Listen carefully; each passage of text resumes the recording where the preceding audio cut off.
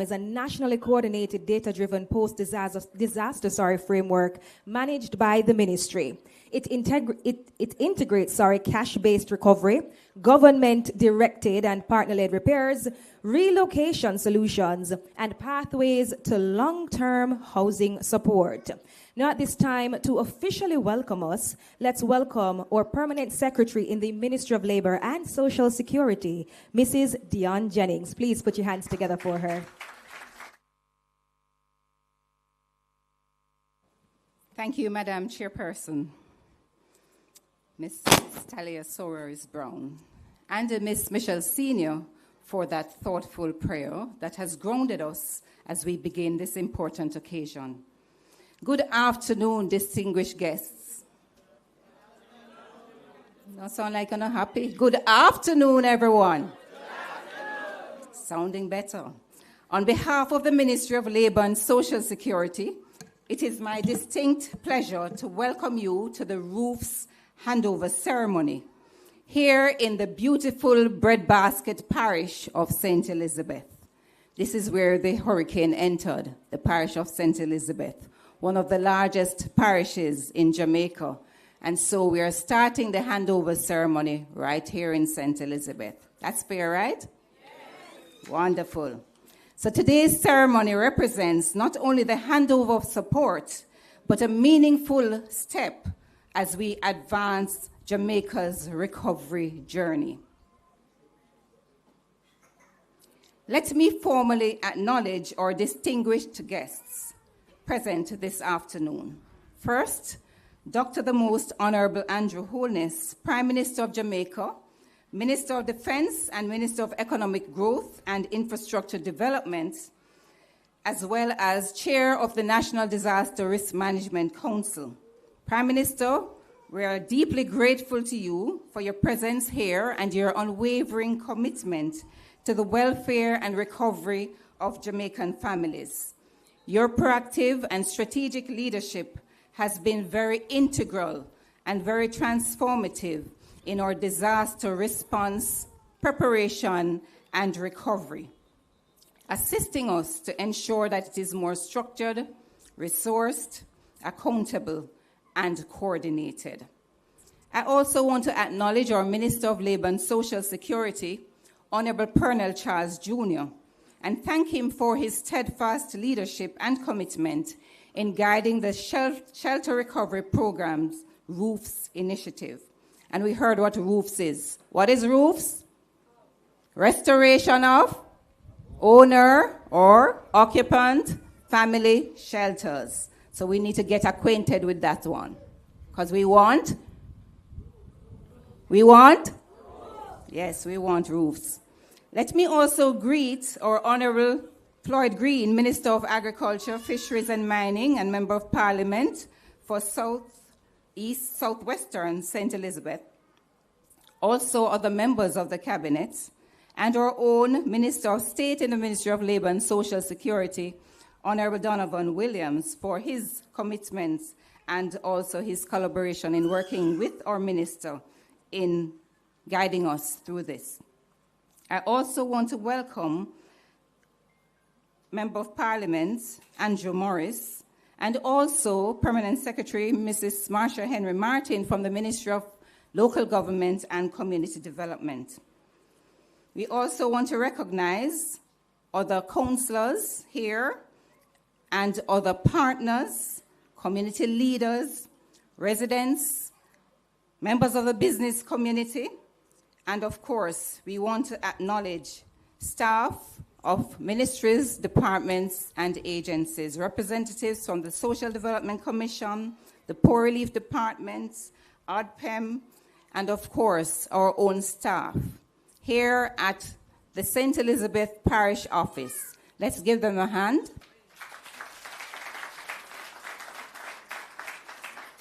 And also the staff from the head office who are also here. And I know we have some joining us from Manchester as well, and even Clarendon, because they too have supported the team here in St. Elizabeth in conducting the assessments and ensuring that we are here today. And so I want to greet you all, whether you're from Parity or Junction, from Ginger Hill to Mountainside, from Goshen to Newmarket, from New River, or here in Santa Cruz. Thank you for coming and for joining us here today.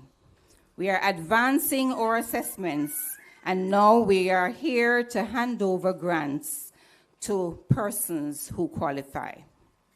We have been able to achieve 16,662 assessments in the parish of St. Elizabeth. Give the team a round of applause. We have almost 50,000 families who have been affected. And so this handover ceremony represents partnership between the government and the people through the People's Ministry, the Ministry of Labor and Social Security. It also represents a strong commitment to restoration of owner or occupant family shelters, to repair homes and restore lives. So distinguished guests, ladies and gentlemen, thank you for being part of this important occasion, and your presence here today reinforces the collective responsibility we share in ensuring that the recovery process is not just promised, but delivered. Once again, welcome, and thank you for joining us.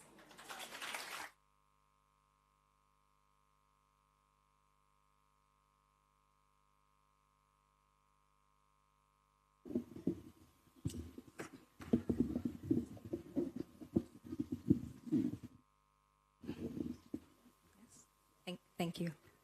One more time for our permanent secretary, ladies and gentlemen. Thank you so much, Mrs. Jennings. A meaningful step in our recovery today, and I think the government deserves another round of applause. Over 16,000 assessments done in just 3 months. We're not just making promises, but it's all about action as well, restoring lives. Thank you so much, Madam PS. Now at this time, ladies and gentlemen, it is my honor to introduce the Minister with Responsibility for Labor and Social Security. His leadership continues to strengthen our social protection systems and improve the quality of life for Jamaica's most vulnerable citizens.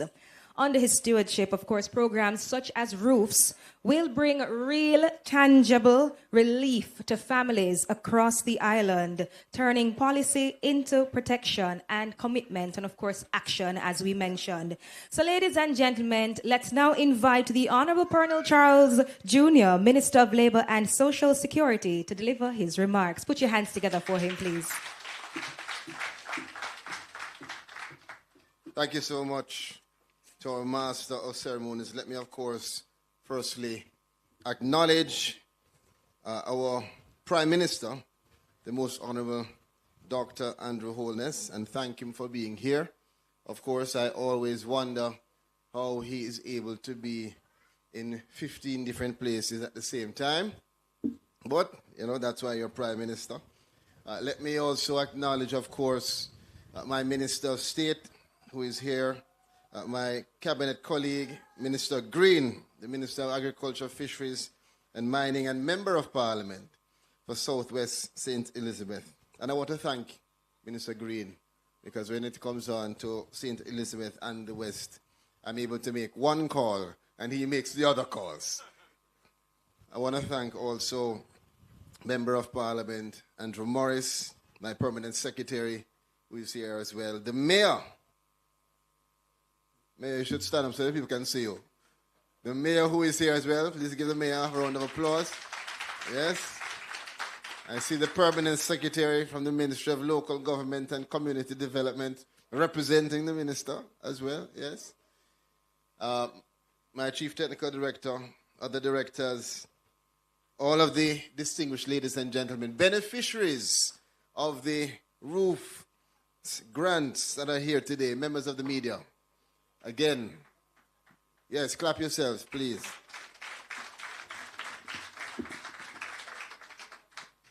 We're joined also by some of the representatives from our stakeholder partners, I say a representative from WePay and others who are here. I want to thank everyone for being here. It's a very important day. This is, for me, the government's response in action. It shows that when we say hope and resilience, that we're willing to work assiduously, deliberately to get it done. The Prime Minister gave us a target, which was not easy. It was not easy at all. And I want to take the time to just thank every single staff member of the Ministry of Labor and Social Security. Every single one who has contributed in one way or the other. We have several persons who, I don't want to start calling the names, but I must tell you, when you think about back-to-back hurricanes and the fact that this ministry and the staff have to be on the ground, and when everything else settles, we are still on the ground, mopping up and doing that work, I must tell you, I am very, very, very grateful for committed servants, and I want to definitely acknowledge them and thank them.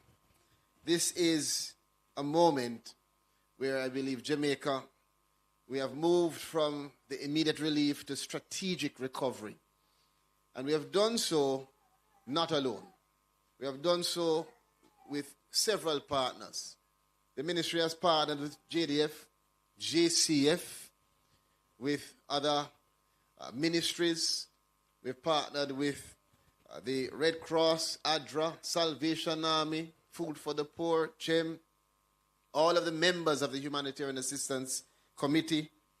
And we have been out there serving, meeting, listening to the people, letting them understand that when we do these assessments, it's not just about the four walls, it's about you. We ask you questions about you. How are you doing? Who is in the house with you? How are they? What is the state of your assets? And what we have done is we have learned lessons from Beryl. And so, primarily, you will see our team members with their devices because we're using the new format, the modern, upgrade, improvement that allows us to take pictures, drop GPS location so we know exactly what your state is. So even if you put on back a little thing on your roof, we know where it was, and that can't stop you from getting your grant. I know that question was coming, so I answered it for you. I want to also thank Minister Witter, who is here as well.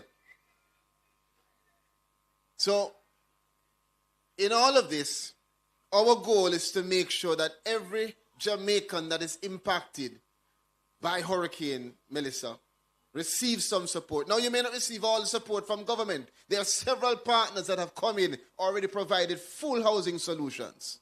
There are some that have come in and provided full roofing solutions. But there are still persons who need help, correct? I'm not hearing you. Everybody all right, man. Everybody good. I can tell the PM to go home, man. Everybody good, PM. No need no money. No, I'm not. You know what? Yes. I take your advice.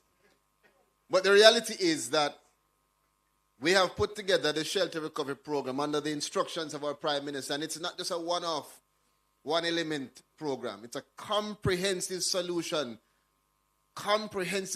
with 6 different interventions. And the one that we're focused on today is a flagship intervention with an initial $10 billion allocation. That's 10 billion with a B, a lot of money. Now, how you get that money? You ever shake a tree?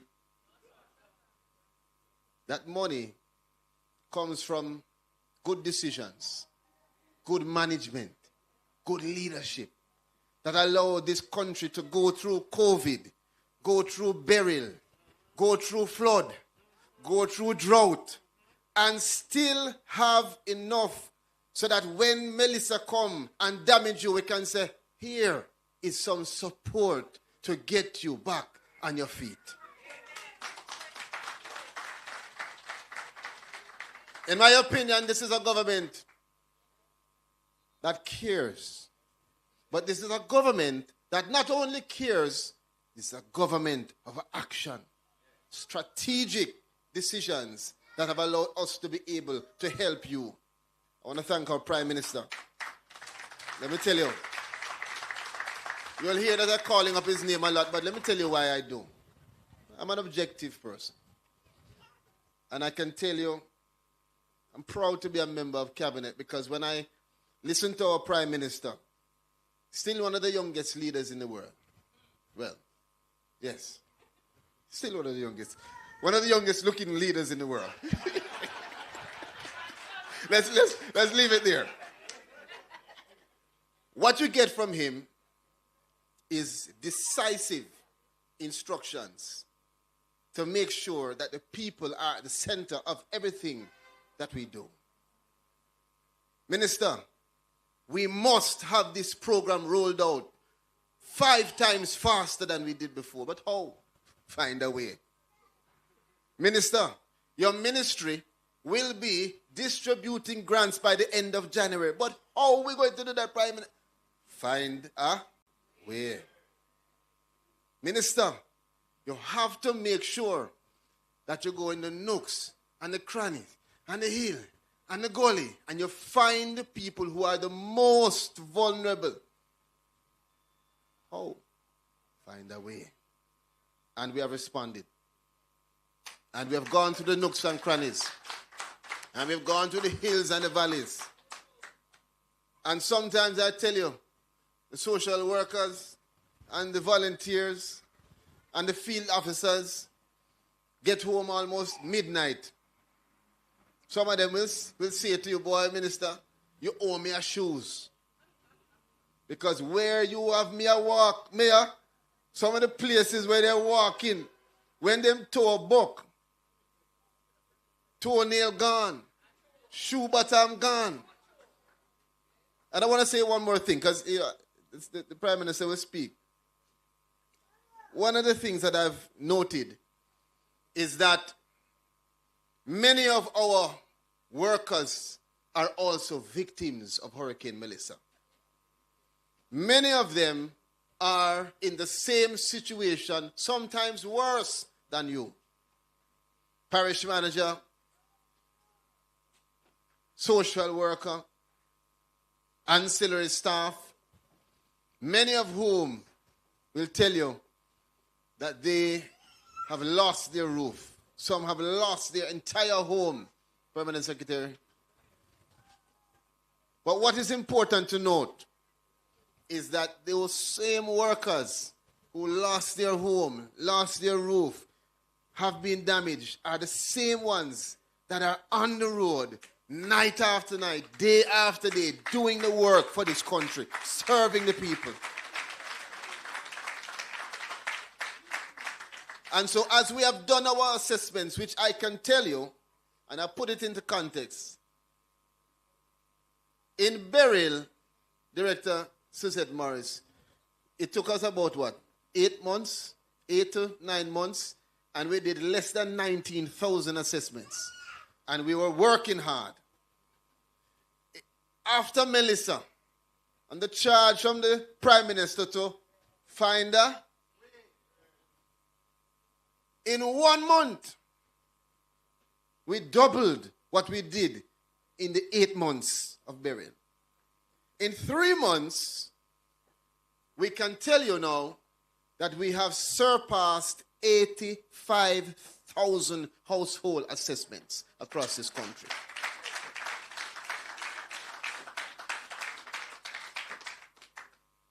CTD, Dear Williams, Permanent Secretary Jennings, have trained hundreds of persons, hundreds of field officers and Jamaicans to get out on the road and do those assessments day by day.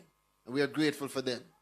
Director Anderson Thomas and the JDF are still out giving support to hundreds of Jamaicans, despite. And it is that assessment, Prime Minister, us to get the beneficiary list. And that beneficiary list is from which we select the persons, now Minister Williams, to give them the cash grant. Now moving quickly through, let me remind you of what that grant will be. The persons who are categorized as minor damage will receive a grant of $75,000.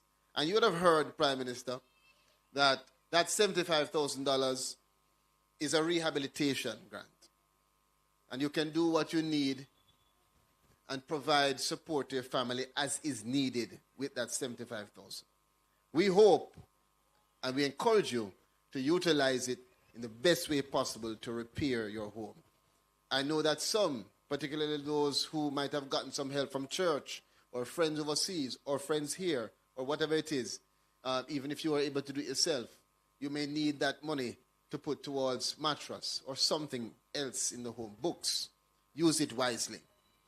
For the persons who have major damage, they will receive $200,000. And for the most severe, $500,000.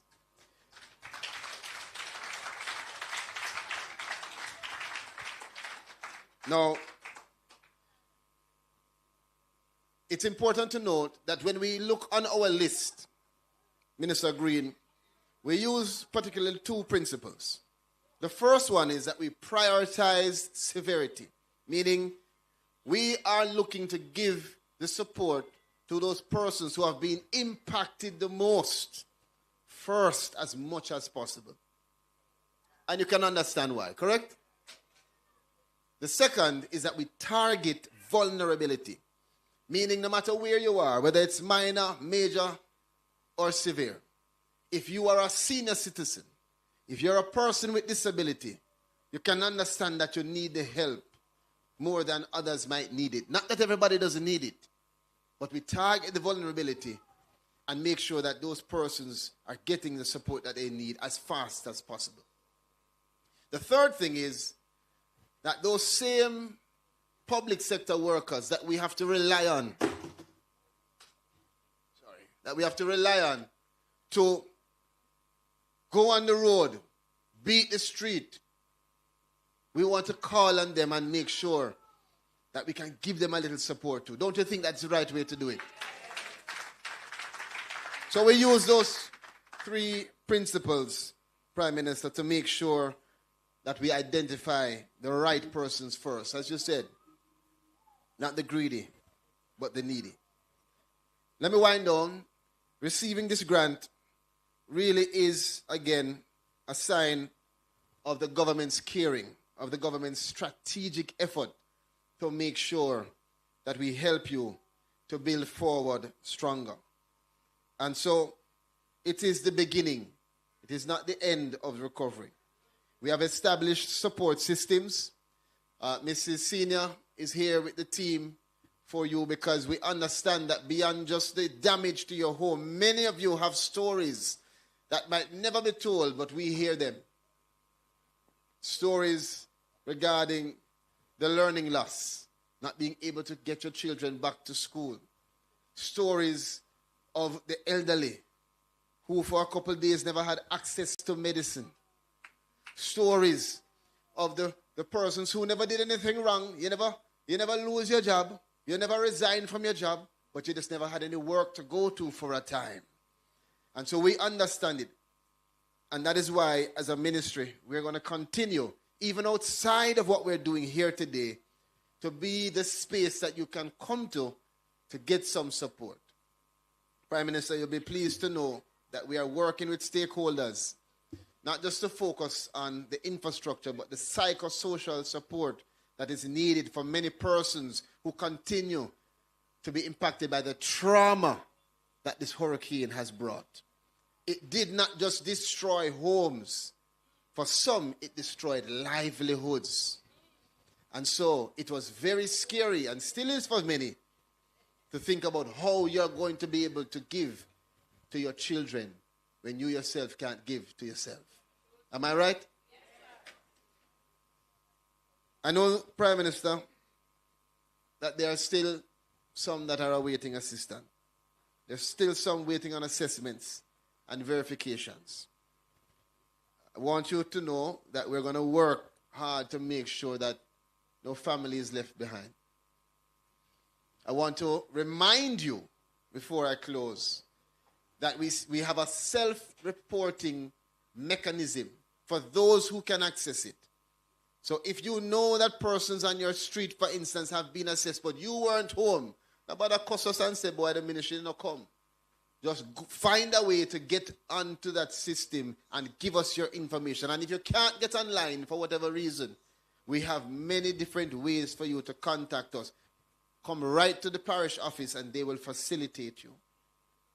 We are also leaving calling cards when we come to you, to your residence, and we don't find you, to make sure that you have all the details necessary to be able to contact us so we can arrange assessments. You who are here more than likely have already been assessed, verified. And so you need to be the messengers spreading that message to persons who you're here having any issue. But I want to caution that there are some, as always, that are trying to manipulate the system. And at this stage, trying to say that they had received damage. Please remember that we have taken a lot of pictures. We've used drone technology, maps, so we know what the state of the space was before and after Hurricane Melissa. I left for last perhaps the most important message for today. Prime Minister, you tasked us with an almost impossible task of getting the assessments, you said, at least above 75,000. We have gone to 85. You said to us, 86. My apologies, madam. 86,000. You said to us that we must make sure that we start the distribution of the grants for roofs before the end of January. Can somebody tell me what day it is today? Excuse me? 30. What is the last day in January? 31. So it means, Prime Minister, that we're not on time. We are before time. And I'm proud to tell you that we have successfully, with a lot of work, started the distribution of grants under the ROOFS program. With the first utilizing our sophisticated, modern, digital modality to provide QR codes and text messages to the phones of at least 50 persons of the most severe damage. And they can take that and they can go to the merchants that we have in our network and get their $500,000 worth of material. We have also provided support to 1, 2, 3, 4. You understand what that means? 1,234. You say, oh God, good. You will never forget that number in your life. 1,234 beneficiaries who are not just beneficiaries, but again, remember the second principle. We have identified the persons who are vulnerable and who need the help. And so majority of those persons are our senior citizens who need the support. Isn't that good? Isn't that a good thing? And we have other things to do today, but I'll leave that. I'll leave that for that to be announced thereafter. I want to close again by just saying to you that the government's effort is to provide hope in action and to show you that we are going to get you back into a space of resilience. Let us move forward together from recovery to resilience. That is the word that we are using as our target in everything that we do. Your families are going to be okay. Your families will be okay. For those of you, no more water coming back again. Yes, all right. Yes, give thanks. Can I just close by saying again to all of you and to several who are listening, on behalf of the ministry, on behalf of the government, thank you for your patience. Thank you for your cooperation. And I want to say this. Thank you for your partnership. There are many of you here who are not just beneficiaries receiving a grant. But I'm telling you, I hear the stories of you carrying our social workers around. I hear the stories of you walking the street with us. I hear the stories of you not having your house, but you're still asking our workers what they need. And we appreciate you, and we're proud of you, and we thank you. One love.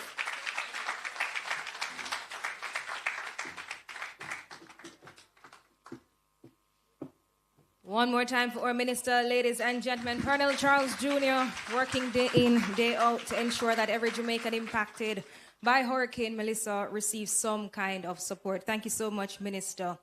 And if you agree with me, you can give yourselves a round of applause. Do you believe that as Jamaican people, we are some of the most selfless people you can possibly find? Right? Because when it is that you saw your neighbor in need, right? Following the devastation, we joined hands and hearts together. We assisted, we cleared roads, we worked together. And the minister thanked you as well for your partnership so far. Right? So if it is that you believe that you have a selfless neighbor, please to give yourselves and your neighbor a round of applause because they have helped you to be here as well. And thank you so much for also being resilient people through it all. Now at this time, we want to break for a brief musical treat. So at this time, I'd like to invite Mr. Kemoy Dyer, Client Services Manager from the Ministry of Labor and Social Security, to the stage. He will be entertaining us with a musical piece entitled, I Will Rise Again. Put your hands together for him.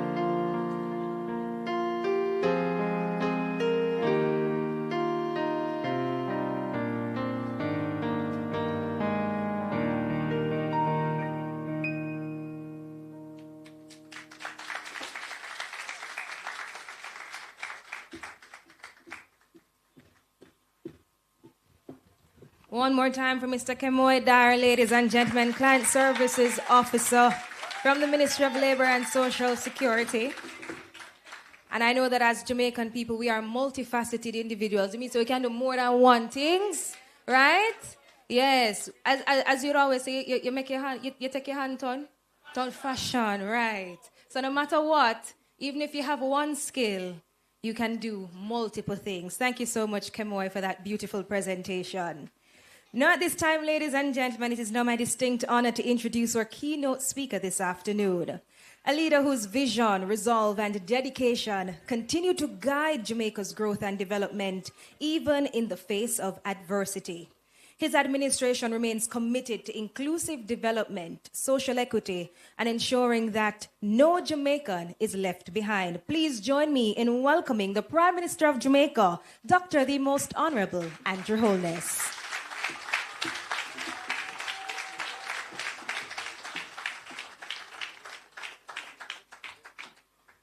Thank you very much, Madam Director of Protocol and Master of these ceremonies, Mrs. Delia Suarez Brown.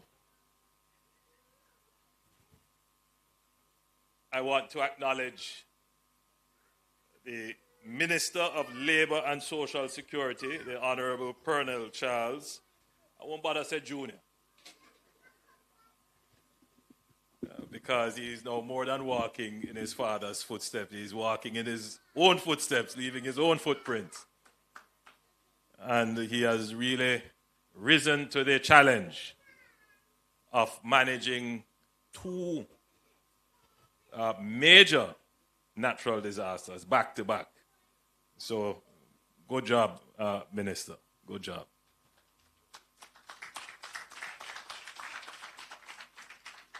We have here with us the Member of Parliament. I know I have two other members of Parliament here, but I'm going to say something because, we have a tendency when we say MPs, we say Floyd Green, Member of Parliament for St. Elizabeth. Frank, don't feel no way. Andrew, where is Zulika Jess? She's not here? She had another engagement. But that is just because Minister Green is a Minister of Agriculture, so he's Minister for the Breadbasket Parish. So we have Minister Green, Member of Parliament for Southwest St. Elizabeth. We have another Minister in the Ministry of Agriculture. Frank, good to see you here. Right? And we have Andrew Morris, the new kid on the block. Good to see you here, Andrew.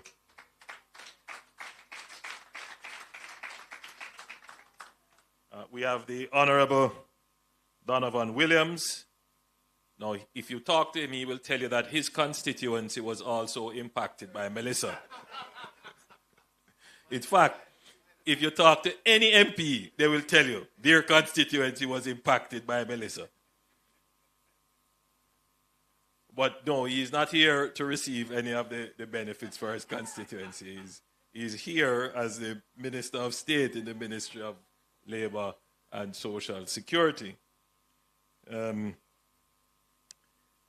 Mrs. Dion Jennings, Permanent Secretary in the Ministry of Labor and Social Security, and other permanent secretaries who may be here. His Worship, the Mayor, Mr. Mayor, good to see you. And of course, the most important people in this ceremony, the beneficiaries of the ROOFS program. And you remember what the ROOFS acronym stands for. It's the restoration of owner or occupant family shelter. ROOFS. Quite appropriately coined. Now, just to be quick about it, already the government has distributed 1,234 grants under the ROOFS program. And they have done this by direct transfers, meaning it has gone from the bank account of the Ministry of Labor and Social Security into the bank accounts of the 1,234 beneficiaries. And that process will just be ongoing. As we verify a bank account, we send you a text to tell you that it has hit your bank account. These are mainly persons who would have received minor damage, but are also in the highly vulnerable category, primarily persons who are elderly, persons who are shut-in, persons with disability. But the government has also issued so far to 50 persons who have been assessed as having severe damage. So far, since we have started, which was just today, 50 persons have gotten their $500,000 grant to restore their roof.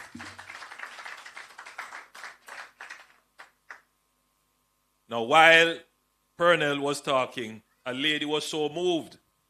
And she said, "Thank God, no more water coming on me now. See her there?"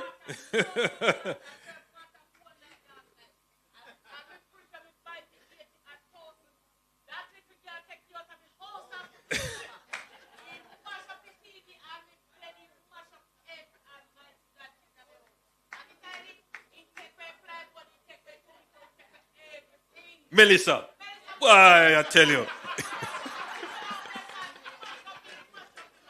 So, I want it to be clearly known. You have a government that is very empathetic. Meaning, we not only feel sorry for you, which is sympathetic, but we understand your pain, and therefore we act with urgency to help you to come out of that situation of pain. Empathy. Now, there are those who will try to paint the government as not caring and not doing anything. Lie! Lie!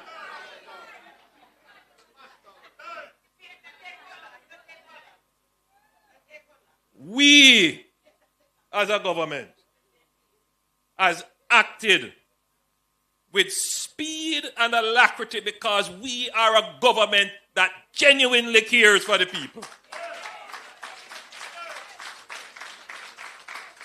They are those who will say they care, and they will say it with the greatest of eloquence and theatrical pretense that you may even believe them.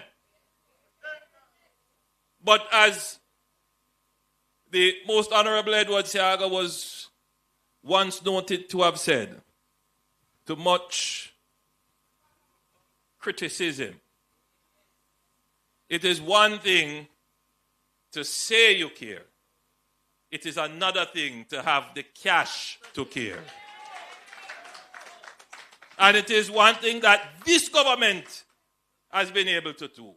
Not just to say we care, but we have administered your affairs such that we have the cash to back up the care talk with action.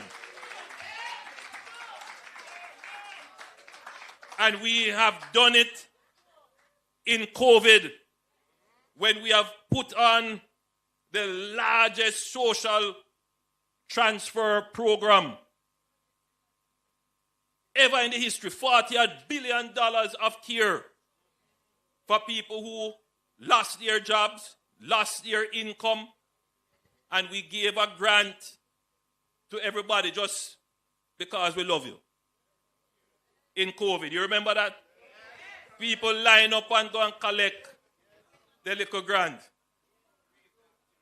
I see one lady said, "Me never get."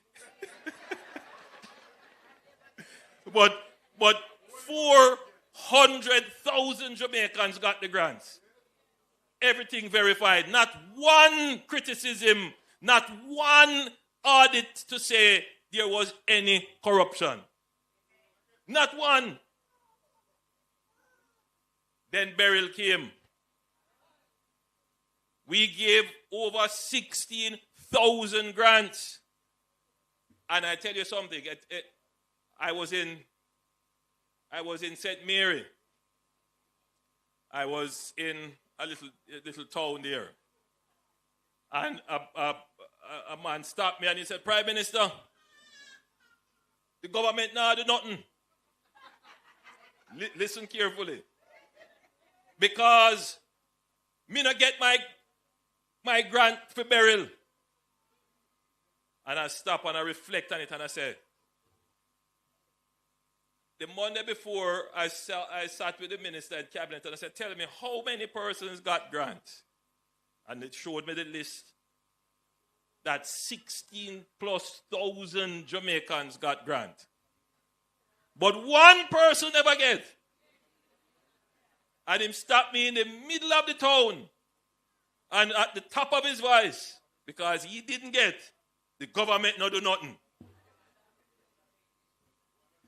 And that is the nature of the world we live in. It's just how politics is, how people see their government. If the government never serve me, then not never get done. And we have to be cognizant of this fact. Because one loud voice saying negative can impact the perspective of the 16,000 who received, but don't say a word. Because nobody stopped being the town to say, I received. And indeed, they shouldn't. That's the government's job. You suppose you get the grant. That's how it is.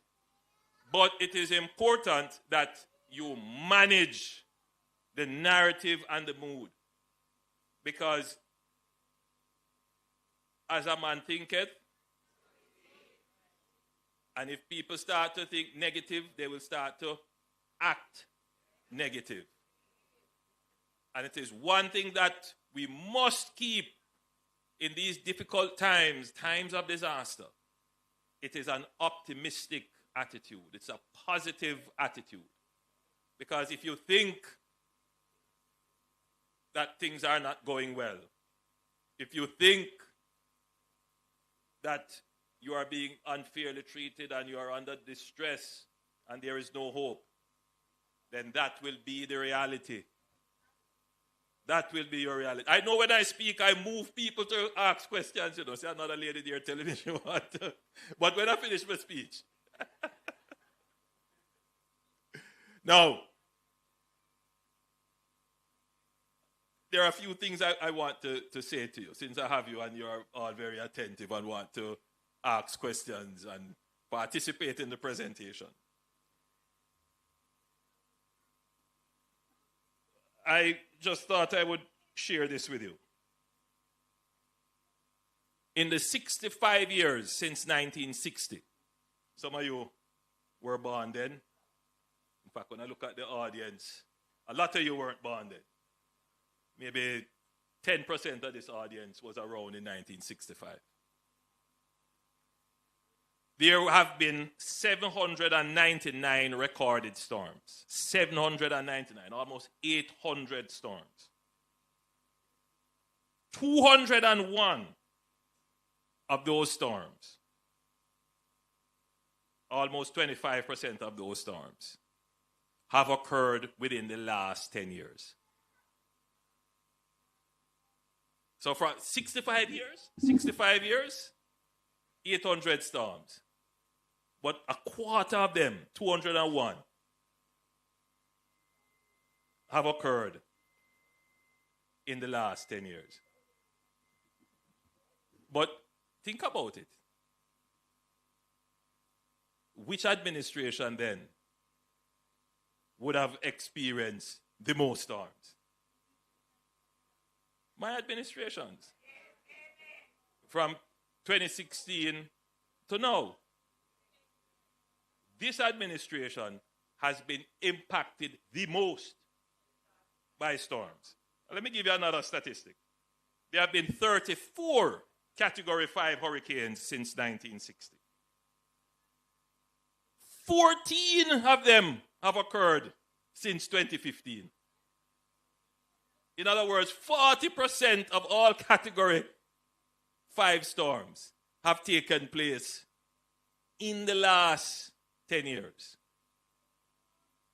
Which government of Jamaica has ever had to deal with a Category 5 storm?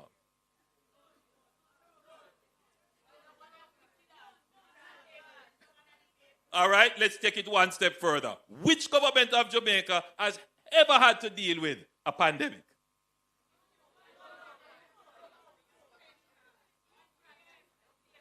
All right, which government of Jamaica has had to deal with a pandemic, a Category 3 hurricane, and then the following year a Category 5 hurricane? None.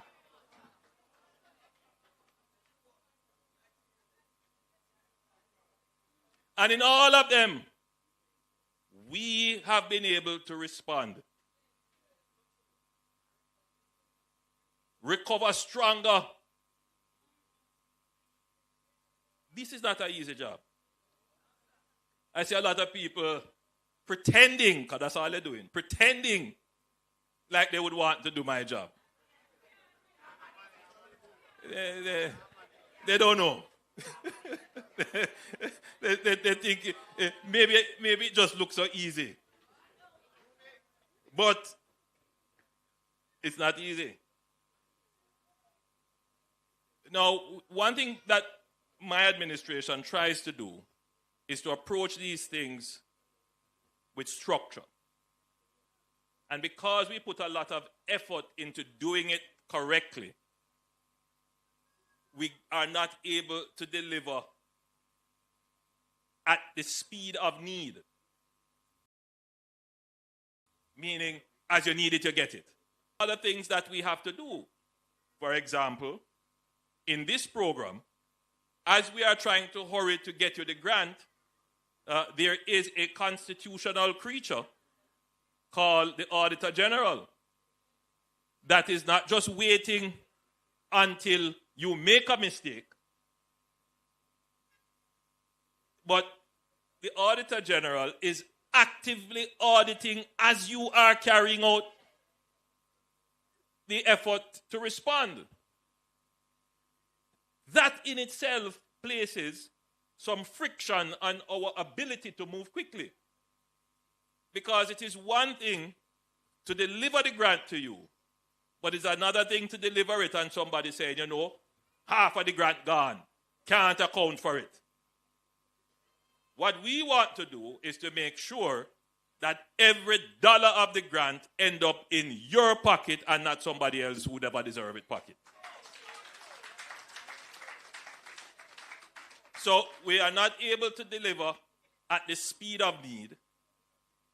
We are trying to deliver at the speed with accountability to satisfy your need. That is what we have been doing. And I think the pace at which we have been able to do so is a fairly good pace. And I want to thank you, those of you, especially my lady friend here, who was very vocal in saying she's happy to get her grant so she can cover her roof, get our life back together. I know many of you are out there suffering, water coming, you lose your fridge, you lose your bed, you're uncomfortable. I know. But the grants are going out now and they will go out apace. So there are a couple of things I want to say about the grants going out now. I will be asking MOCA to do a sampling for fraud in the recovery grants. In other words, we have to check that if you got a grant, that you actually use it for the purpose you got the grant for. And that you're not defrauding the government. Taking the grant, say you're going to do something with it, and you're going to do something else. That's not fair, because somebody else who actually needed it could have gotten that grant. So I want to sound the warning clearly that if you get the grant, the portion of the grant that is directed at your roof, fix your roof. Start your roof. Buy, because I know what's going to happen. Let me tell you. We know because we have constituents and we give grants to people, and sometimes people go to the hardware and they get the building grant and they go and they buy the 10 sheet of zinc and the 2x4 and the lot and so forth. And they do go home and they fix.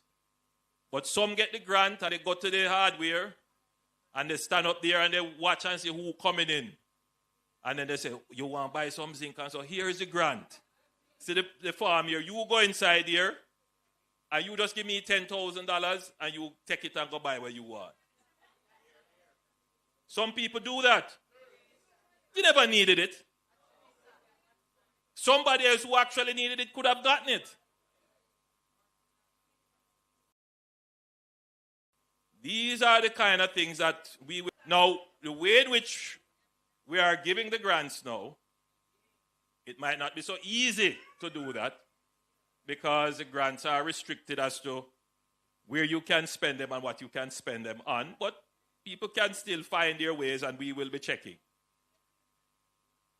We cannot be spending $10 billion. That's what we're spending. It's a lot of money. And we are not seeing the benefit of it in the roofs being restored. Spend it on restoring your roof. Now, just to be clear, the government is not just doing this alone. We have a comprehensive, what we call shelter restoration program. And it's important that I say this so the entire Jamaica knows, so that those people who are vested in spreading lies and misinformation by giving you the facts. You know. No, you know, Pernell, today we replace that word propaganda with fake news and misinformation. But we should really go back to that because that's the genesis of it, propaganda. You remember those days in the 70s when the propaganda. That's what it is. Now, we have a comprehensive program called the Shelter Restoration Program, the SRP. One element of the SRP is what we call the government-directed roof repair program, and that is led by the JDF, and we have several volunteer engineering corps here. We have the Guyanese, the Ghanaians, and the Rwandans are here, and they are in St. Elizabeth, they are in St. James, and they are in Westmoreland, and they are restoring roofs, and they are doing quite a good job. I toured what they were doing. The people are very happy, and they are proceeding well. Then we have the NHD. And the NHD has a program where they are giving grants up to $500,000 as well. And in fact, they have started to give their grants. And funny enough, they've gone over 1,000 grants already. Sorry, 6,000. They've gone over 6,000 grants. But you would never know. Nobody not calling the radio station to say, oh, you know, I got my grant. What you're going to get is the people call and say, oh, I don't get. But it is happening. See, people getting their grants. 6,000 people, the last report I had, but they move fast was 1,000, there are 6,000 now. We have some other programs as well, which are not necessarily for roof repair, but for rehabilitation. The World Food Program and other partners are also giving grants. And in fact, I should tell you a story that I got a call from someone who was saying, how the Prime Minister say, if you get severe damage, you get 500,000. But all I see in my bank account is 30,000. But you never hear that reach to the level of a complaint in the media. because nobody wants to tell anybody that they got this $30,000 in their account and they don't know what it is for. It's just by accident some brave person decide to complain, and then I had to explain. I said, no. That's another program that the government is doing. Quite legitimate, and you would have qualified for it because you were assessed as being in need of rehabilitation, and you will get it for a couple of weeks, over the next month, 2 months or so. So the government is doing quite a bit. We haven't made too much of it. And the population is keeping it very quiet because nobody wants to be identified as, having received a benefit, and then somebody else have not gotten it. But very coordinated and very strategic. That is why we have gone through and done 86,000 assessments. So nobody's getting a benefit who is not on that list of 86,000 persons. Only persons who have been assessed will get the benefit. Now, if you have not received a benefit and you have not been assessed, and you will know, nobody came to your house, maybe you hear the assessors came in the community, but you weren't there.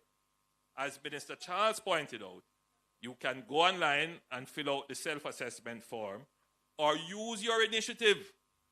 Go to the regional office, speak to one of the social workers there, explain your situation, and let them come and assess you.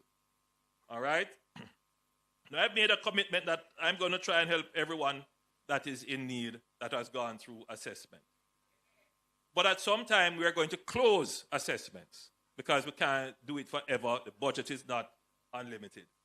So I would urge you, if you have not been assessed, to do so now, because very soon we will have to close this. And the reason for that is that the hurricane management happens in 3 phases.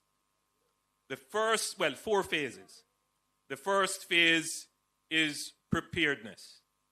And every year we go through a routine of disaster preparedness. We put out the ads, we tell you how to prepare yourself. If there is a hurricane coming, we go through an intensive process of giving you information so that you know what to do. A lot of people don't follow the information. They believe, the government telling lie or not now go come. We said to you, move, and you said, no, you're not move, you're going to stay with your house. All right? Hurricane come. People who never move, people who stay in disaster areas, we have to go find you. We said to you, don't build in the gully. Don't build on the steep hill. Don't go in the marsh. Don't build in the swamp. People still go do it. Hurricane come. Government have to go find resources. So that's the preparedness side of things. Then there is the relief. Hurricane come. Shop close. Water lock off. So we have to give you emergency aid. That's called humanitarian relief. And the relief part of our response continues even up till now, but it is winding down. Very shortly, we will officially close relief. The relief element was led by the JDF, ADPEM, and the Ministry of Labor and Social Security. In parallel to relief, we started recovery.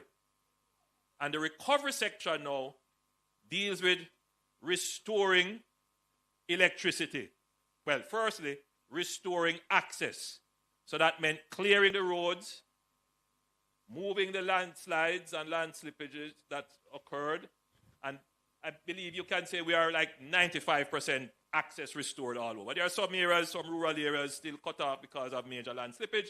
Those we will have to deal with because, for some of them, it is better to reroute the road rather than to fix the landslide. And so we are assessing the cost benefits. Then restore electricity.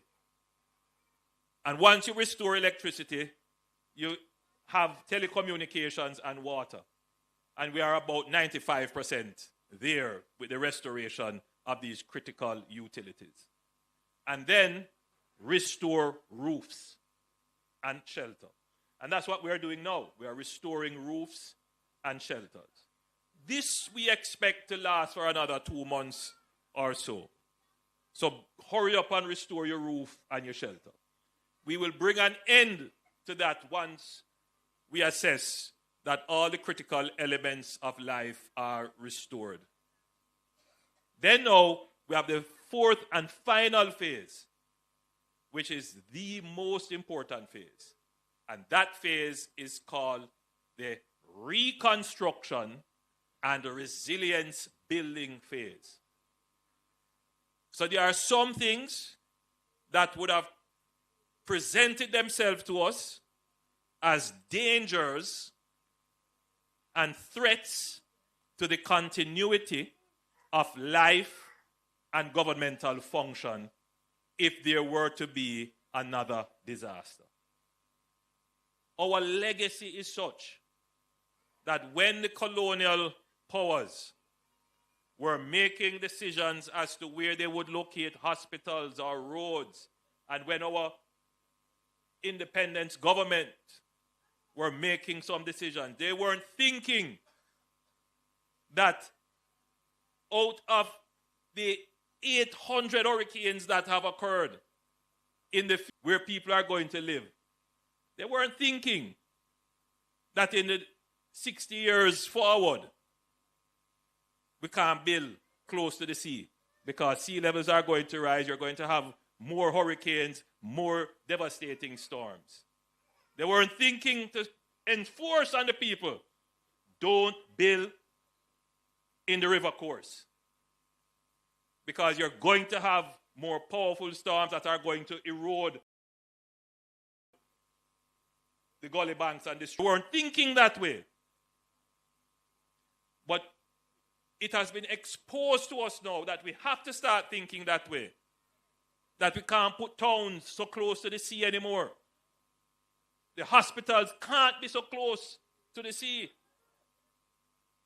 And so when we are thinking about how we are going to build resilience and reconstruct, it's not just build back the hospital where it was, build back the school where it was, build back the police station. No, another storm is going to come again. Did you think that after Beryl, we would have Melissa? So, if we see this happening, what are we going to do now? If we want to be able to preserve life, preserve property, preserve livelihood, then we have to build smart. We have to build strategic. And it's not just the government. You have to start thinking that way. Should I use zinc roof or concrete? And if I use concrete, how am I going to do it? I'm going to make sure that it is properly reinforced. In fact, I'm going to get an engineer to advise me. I'm going to follow the building codes. And boy, if I can't afford the concrete I'm after using, then I must have properly spaced rafters supported by hurricane straps. You need to do that. That is what we mean when we say think smarter for your own resilience. Because you never had to think about that 50 years, 40 years ago, but you have to think about it now. It's a reality. So in the reconstruction phase, we are going to have to look at the things that are necessary to keep us functioning as a country if we are hit by a disaster. One of the things that was clear to us is that the roadway, this main road that we have here, coming from Spur Tree, Gutters, come all the way, this road can't carry a disaster. Can't carry a disaster. So we're going to have to go build a proper road with proper drainage at a higher level. That is going to be a part of the reconstruction. The Black River Hospital, the people there, the staff there did a wonderful job. But the hospital can't stay there. So. So too the Falmouth Hospital. So too Noel Homes. Because we see what it can do. So these are some of the things that we will have to relocate in the construction phase.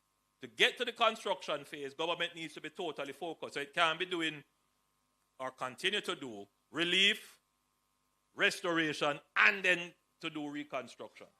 So we want to wrap up very quickly. So we're going to wrap up relief. And the truth is, most people now don't want to see anybody bring no package, come give them anymore. They want to fix their roof now. They want a roof, right? So that's what we're doing now. Get the roof going. And once you get your roof, I know you will find your way. I know you will find your way. And then when we do the reconstruction, we know that if there, God forbid, were to be any other disaster, the impact of the disaster on the continuity of your life and livelihood would be less. And that's the process. And this is what your government has been doing. And this is what I am totally, wholly focused on for the last few months. And many other things I had planned to be doing. We'll still get back to them. But I have had to shift focus to make sure that Jamaica recovers swiftly and stronger than before the hurricane. And I close with the sentiment of the song. We are already rising again. God bless you and thank you.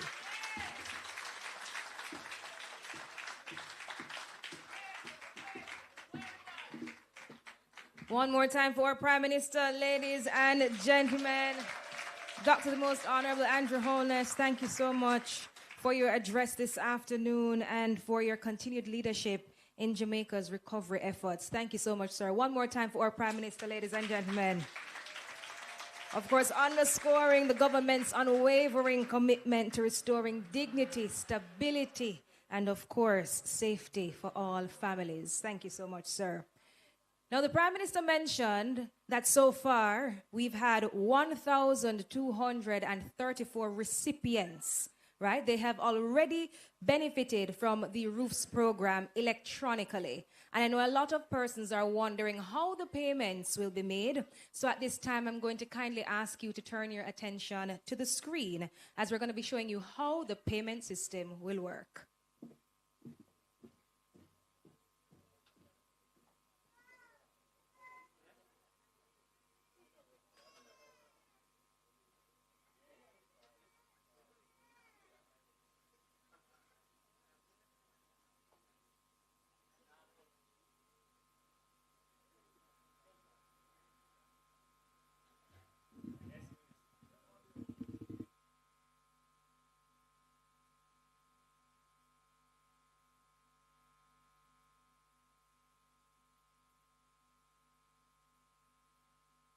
Significant loss. Homes were damaged. Roofs were torn. The National Payment Company of Jamaica, in association with the Ministry of Labour and Social Securities, introduces the Restoration of Owner or Occupant Family Shelters program.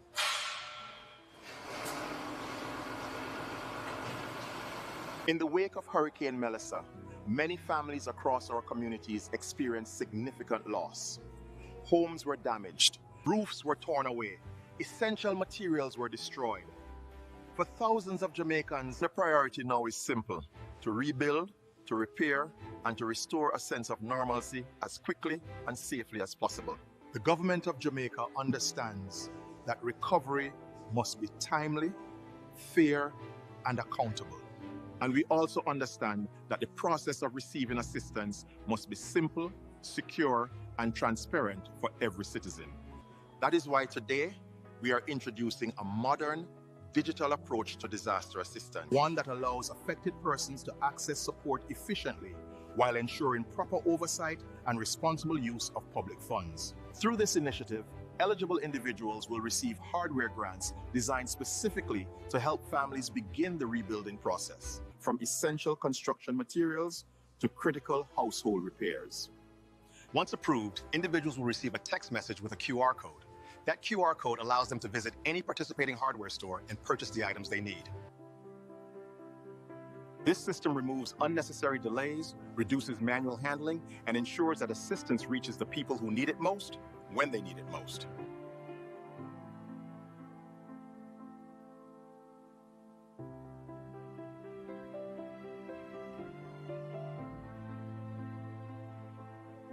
The beneficiary brings the QR code to the agent to redeem her grant. The agent uses the machine to scan the QR code presented by the beneficiary. She asks the beneficiary for her ID. She takes a photo of the ID, front and back. She takes a photo of the beneficiary.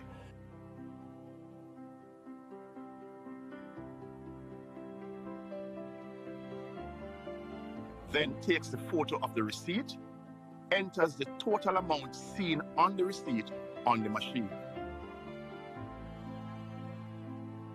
She then gives the beneficiary the receipt from the machine and the receipt for the items purchased. Approved beneficiaries may also collect their grant in cash at Fesco gas stations island-wide. This can be done using the QR code issued to them. And it is that simple. A system built on accountability, focused on delivery, so that together we rebuild stronger, safer, and better. The National Payment Company of Jamaica, in association with the Ministry of Labor and Social Securities, introduces the Restoration of Owner or Occupant Family Shelters program.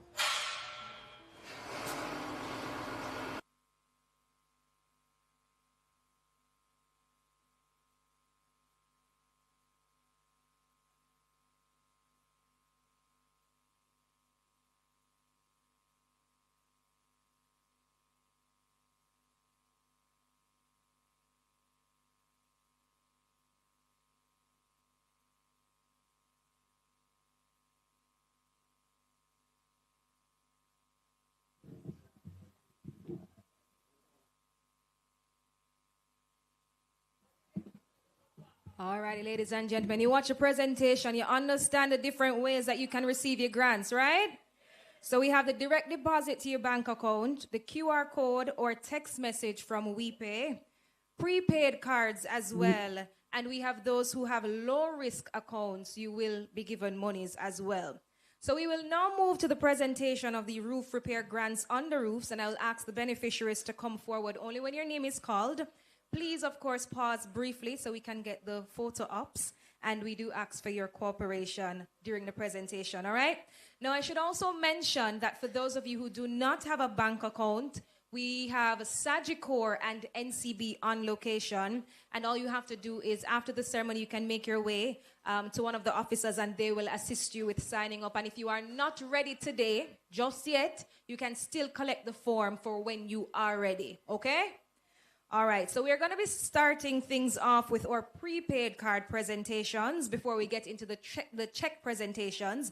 And at this time, I'd like to invite our Sagicor representative, Mr. Kavan Williams, branch manager, and our state minister, Mr. Donovan Williams, who will be assisting us with those presentations. I'm going to kindly ask for some assistance to go to my left, please, so we can have our proper photo ops taken, please. Thank you.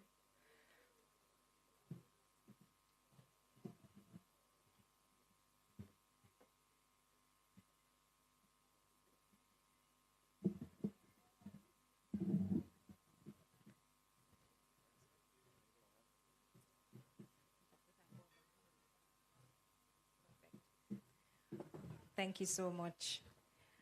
All right, our first recipient, Janet Dunn. Is Janet here? Janelle Thompson.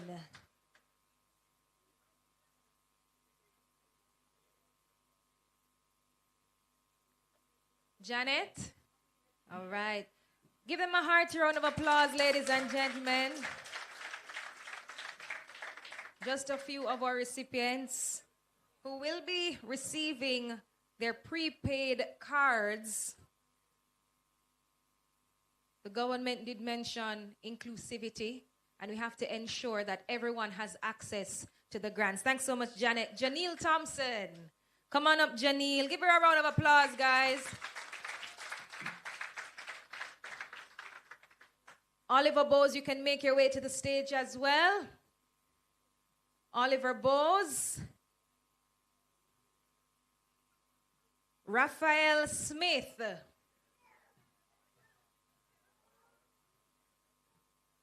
Rashima Cummings. I see someone coming.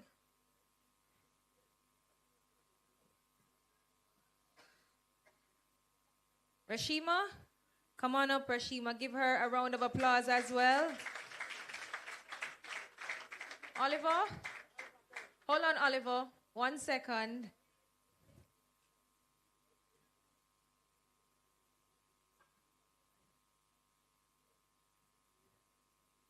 Next, Oliver Bowes.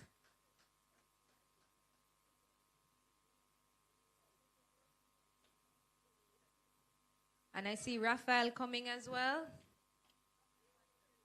Thank you so much, Oliver. Next up, Raphael Smith. Give Raphael a round of applause, ladies and gentlemen.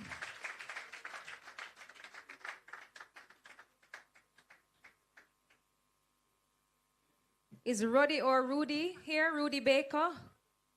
You can make your way to the side of the stage. Roddy? Okay, I see you.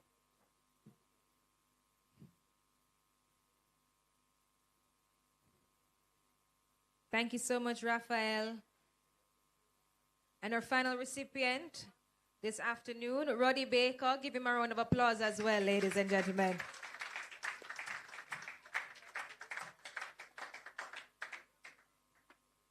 Thank you so much, and thank you so much to our State Minister, Mr. Donovan Williams, and our Sagicor Rep, Mr. Kevon Williams.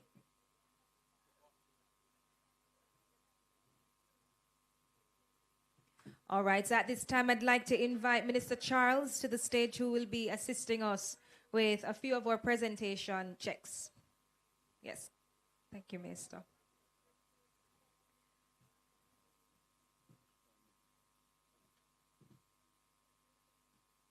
And let me just remind you, ladies and gentlemen, if you do not have a bank account already, we do have representatives from Sagicor and NCB. They are to my right, which if you are sitting, it would be to your left. You see the NCB tent right there. And of course, we have the Sagicor green and blue draped tent as well.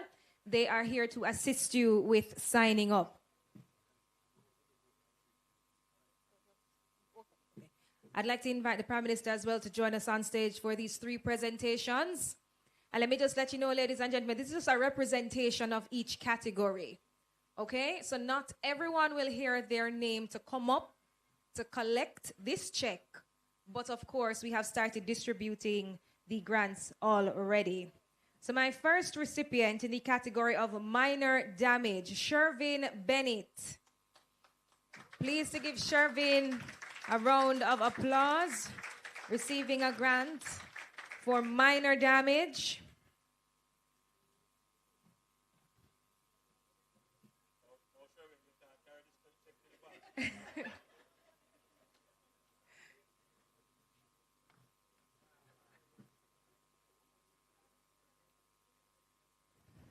All the very best to you, Shervin.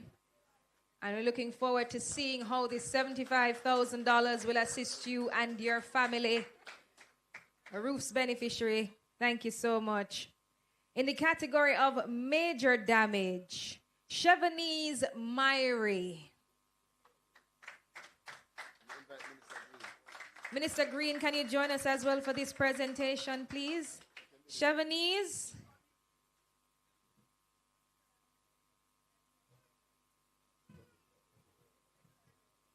Oh, Chevanese is on her way up. Come on up, Chevanese. Give her a round of applause for me, please, ladies and gentlemen. Let me just remind you, everyone will receive your payment electronically or through your card or through the text. But this is just a representation of each category. We don't want you to be here all afternoon into evening, okay? Thank you so much, Chevanese Myrie. And in the category of severe damage, let's invite Brandon Miller to the stage. Come on up, Brandon. Give Brandon a round of applause.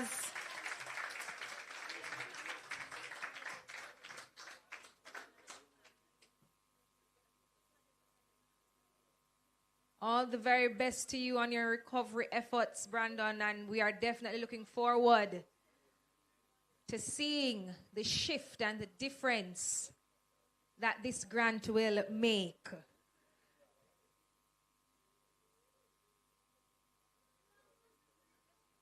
Lots of assistance, lots of support. Thank you, Prime Minister.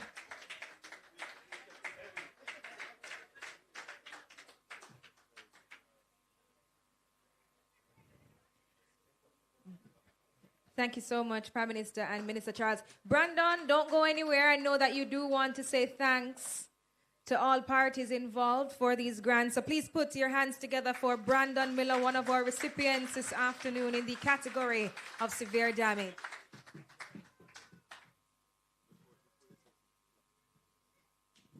Before Brandon speaks, permit me to just... The story of Brandon is one that is moving, inspiring, encouraging. In the middle of the storm, you never understand how persons with disabilities are impacted. Persons with disabilities have a wide range of different, unique circumstances. And we got a call, Prime Minister, maybe about 1 a.m. one morning, that there was a young man who was trapped in his house and needed support. And it is the partnership between Jamaica, and I think at that time it was the U.S. who provided some airlift support with the JDF team, that we were able to go in. Miss Corodas, she's here. Is she here? Miss Corodas was a vigilant advocate. I think we're on the phone for hours trying to make this a reality. Cooperation to successfully rescue Brandon in the midst of this storm, to save him from what could be from Melissa. And he's here today to collect his check, and as a testament of a government that not only cares in words, but cares in its strategic action. So, Brandon, I want to thank you. Thank you, and we are proud of you, because Ms. Corodas, who is our acting Chief Technical Director that is embedded in the West throughout all of this, speaks so high.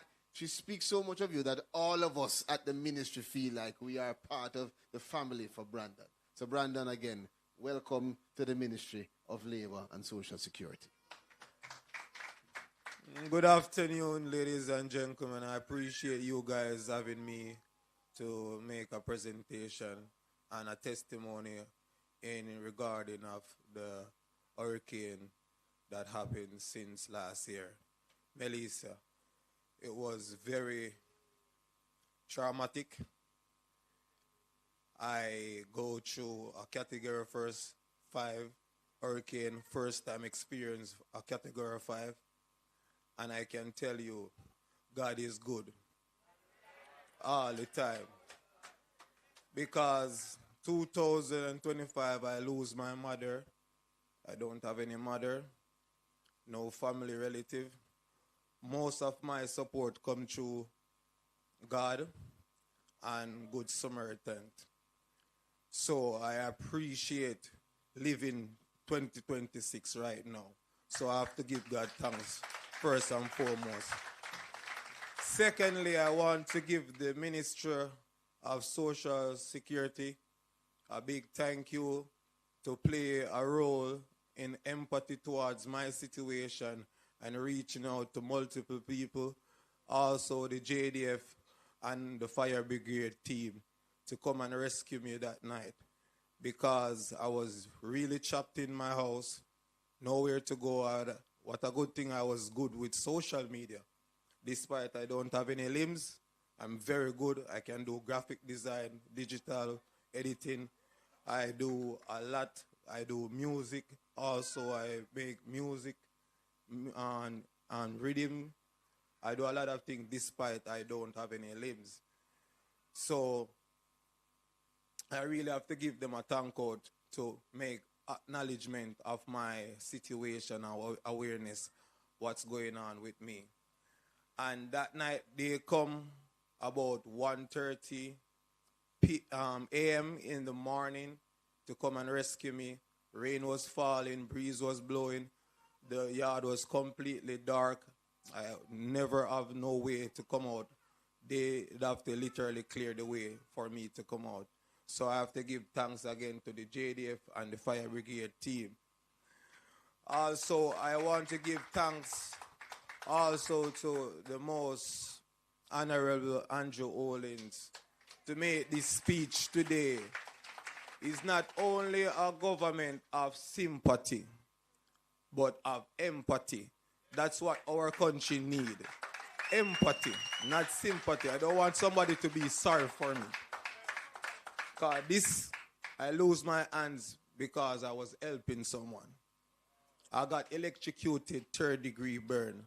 13,000 voltage run through my body.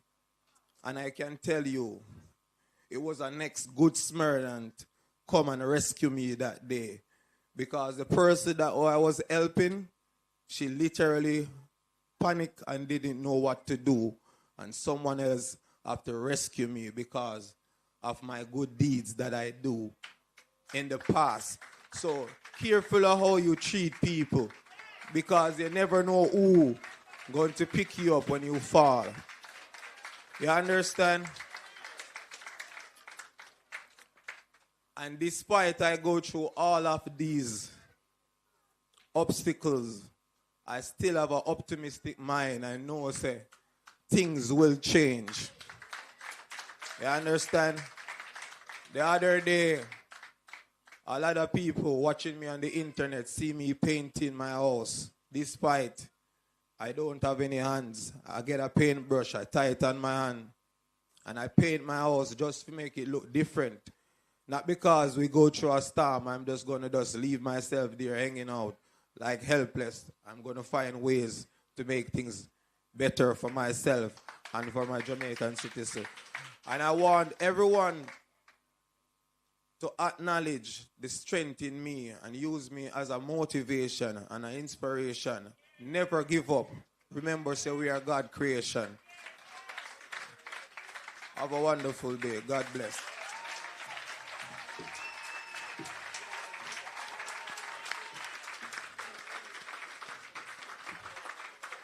I am at a loss for words.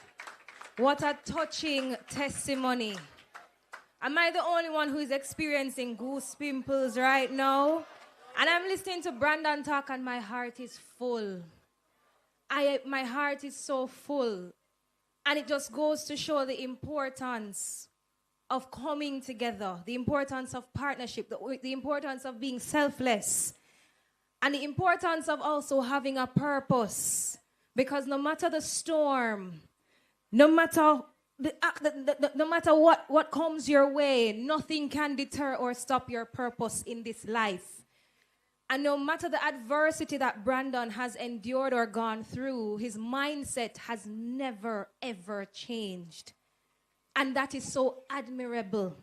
Brandon, wherever you are, I don't see where you turn, but I pray and I wish God's greatest blessings upon your life, that you will continue to prosper, and that all good things will be bestowed upon your life. Because you deserve it with a mindset like that. And I hope that you have inspired more persons here this afternoon.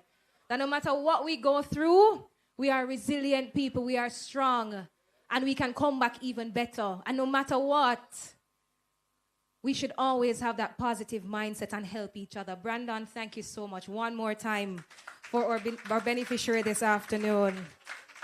Purpose is clear, so clear. Thank you. So now, ladies and gentlemen, we're wrapping things up. So at this time, I would like to invite Dr. Kamisha Anderson-Thomas, Director of Public Assistance in the Ministry of Labor and Social Security, who will be doing the vote of thanks.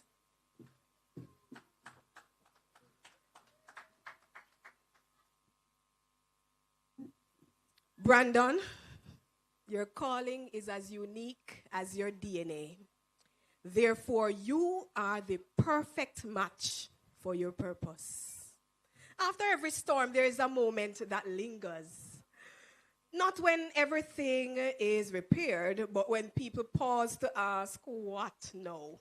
Today feels like that moment, the moment when rebuilding begins with intention, care, and resolve, and when hope starts to take shape again. With protocols already so beautifully established. Great afternoon, everyone. Prime Minister, Dr.